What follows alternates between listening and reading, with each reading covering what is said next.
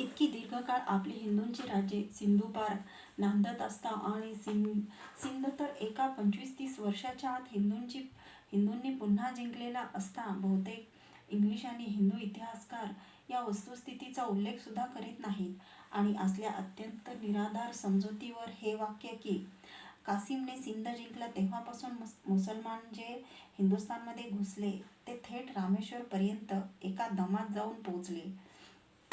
आणि हा सारा काळ जणू काय सन 711 पासून तो इंग्रजांच्या हातून हिंदुस्थानची राजसत्ता जाईपर्यंत 1000-1200 वर्षे हिंदू हे परदास्यात सारखे खितपत आहेत. हे इतके असत्य तितकेच हिंदूंना अपमानकारक असणारे वाक्य बहुतेक मोठमोठे इतिहासकार, साहित्यिक आणि जगातील नामांकित प्राध्यापकांपासून तो आमच्या इकडील शाळेतील पोरासोरांपर्यंत जे घोकत आलेले आहेत ते आमच्या इतिहासाचे असह्य विडंबन आहे. हे विडंबन आता यापुढे तरी आपल्या शालेय इतिहासापासून तो साहित्यिक इतिहासापर्यंत सर्व इतिहास ग्रंथातून कोणत्याही सत्यनिष्ठ लेखकाने कटाक्षाने टाळलेच पाहिजे. आणि पूर्वीचे वर दाखवलेले निव्वळ खोटे आणि हिंदूंना अपमानकारक असणारे उल्लेख इतिहासातूनच मुळासकट खोडून टाकले पाहिजेत. ही 300 वर्षे, कारण ही 300 वर्षे म्हणजे इसवी सनाच्या 1000व्या वर्षापर्यंत हिंदुस्थानावर अगदी हिंदुकुशापासून तो सिलोनपर्यंत आणि पूर्वेस ब्रह्मदेशापर्यंत हिंदू राष्ट्राचे अधिराज्य स्वतंत्रपणे गाजत होते. त्या काळातही आपले दक्षिणेतील हिंदूराजे चेर, चौल, पांड्य, राष्ट्रकूट इत्यादी कधी हा तर कधी तो स्वतःच त्रिसमुद्रेश्वराधीश ही पदवी अविरोधपणे लावून घेण्या इतके पूर्व, पश्चिम आणि दक्षिण समुद्रावर आपले स्वामित्व गाजवीत असत.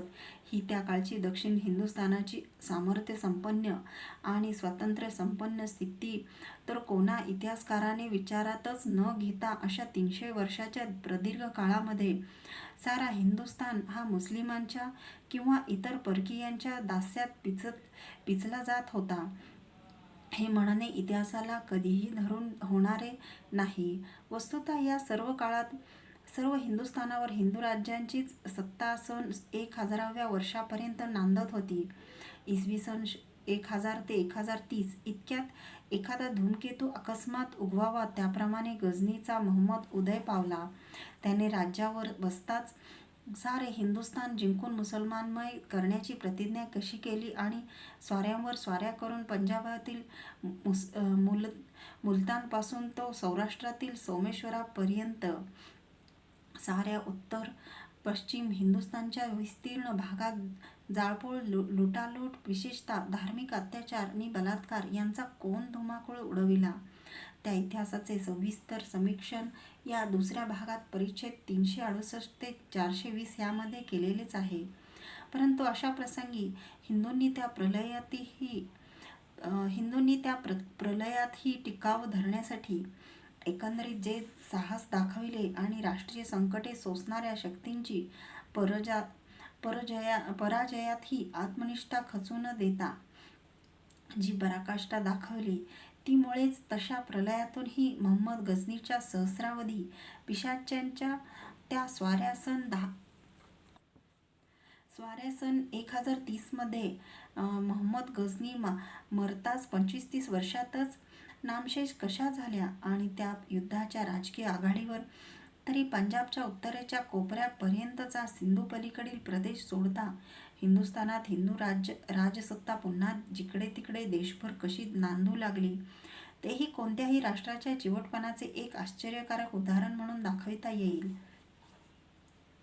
दुसरी ही वस्तुस्थिती लक्षात ठेवली पाहिजे की या उत्तर हिंदुस्थानातील हिंदूवर महंमद गझनीच्या स्वाऱ्यात 30-40 वर्षे आढळलेल्या राजकीय आघाडीवरील प्रलयातही सबंध दक्षिण हिंदुस्थान हा वर वर्णन केल्याप्रमाणे स्वातंत्र्य, संपन्नता, साहस आणि तिन्ही समुद्राचे स्वामित्वही जसाच्या तसाच गाजवीत राहिलेला होता.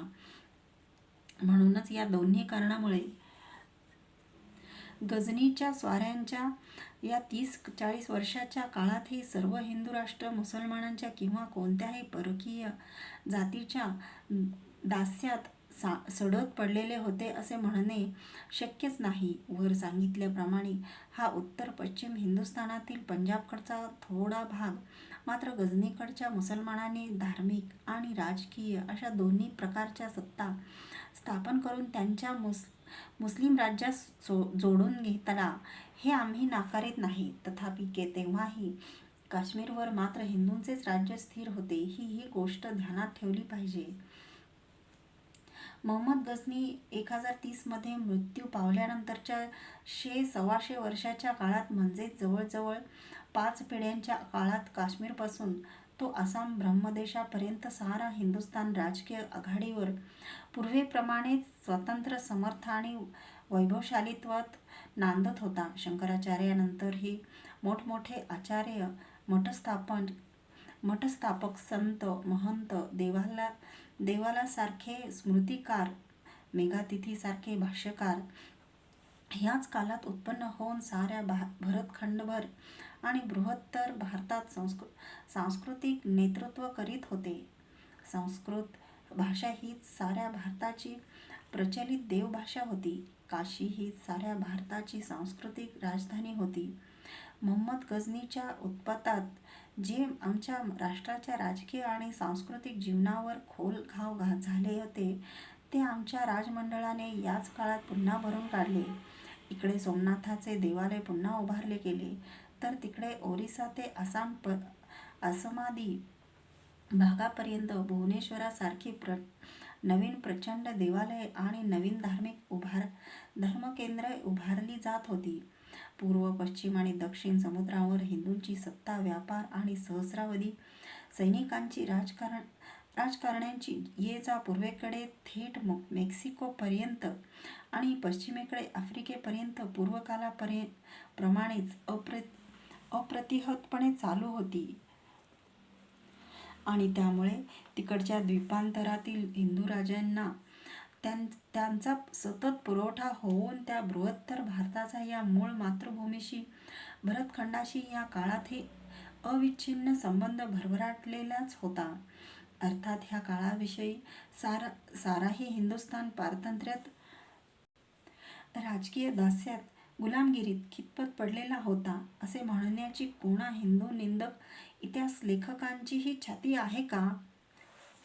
मोहम्मद गझनीच्या मुसलमानी सत्तेला अगदी उतरती कळा लागली. कारण त्या प्रदेशात निवसत असलेल्या निरनिराळ्या जातींनी मुसलमानी धर्म बळाने व छळाने अलीकडे स्वीकारला होता. मोगल तुर्क या आशियातील मोठ्या जाती मात्र तोपर्यंत एकंदरीत मुसलमान झालेल्या नव्हत्या. उलट त्यांनी आशिया ते युरोपपर्यंत स्वाऱ्या करून अरब मुसलमानांच्या राज्यांचा चक्काचूर उडवला होता.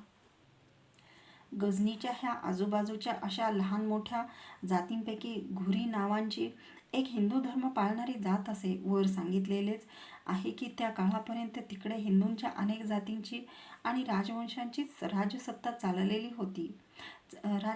चालत होती. त्यापैकीच ही घुरी नावाची एक जात होती. ही जात मुसलमानांच्या तिकडील धार्मिक नि राजकीय आक्रमणांच्या रगड्यात मुसलमान केली गेली.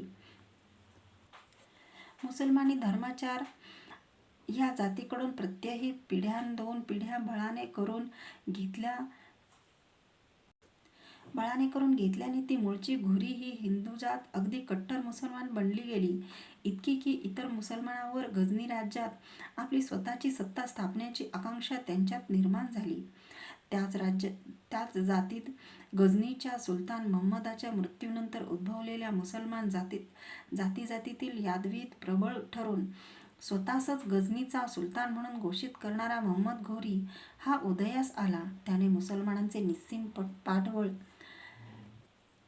मिळवण्याची त्यांची जी एक ठरीव मात्रा असे तिचा उपयोग करून हिंदुस्थानातील सर्व काफरास अर्थात हिंदूंना मी बळाने मुसलमान करून सोडीन आणि मुस्लिमांची राजसत्ताही साऱ्या हिंदुस्थानात स्थापन करीन अशी ती सारा प्रदेश आणि हिंदुस्थानाचाही उत्तर पश्चिम भाग दणाणून सोडणारी घोषणा ठिकठिकाणी केली.